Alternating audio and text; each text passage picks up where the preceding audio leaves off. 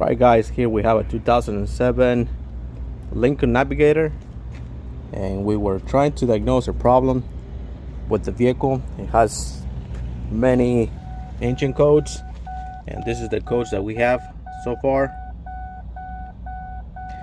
So for that, the first thought I thought it had a fuel pump, a bad fuel pump, because the problem that the vehicle was doing is it will shake, have a rough idle while driving, and it will randomly shut off.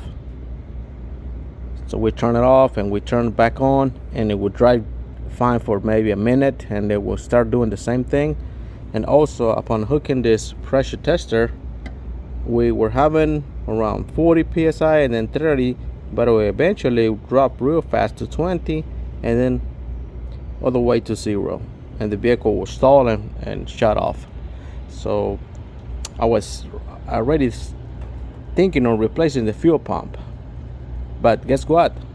If you're having those problems and those codes, you could be having a bad fuel pump driver module, which is located here under the vehicle, and it's located right over there. That's where it's located. It's an easy fix, fast repair. Right now I have a new one here hooked up, and the vehicle is driving fine.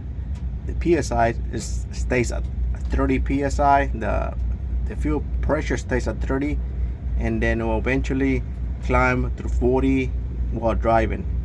But 30 is normal for this vehicle because that's what I drove it around and it's no problem at all. So that could be one of your fixes before you end up replacing your fuel pump.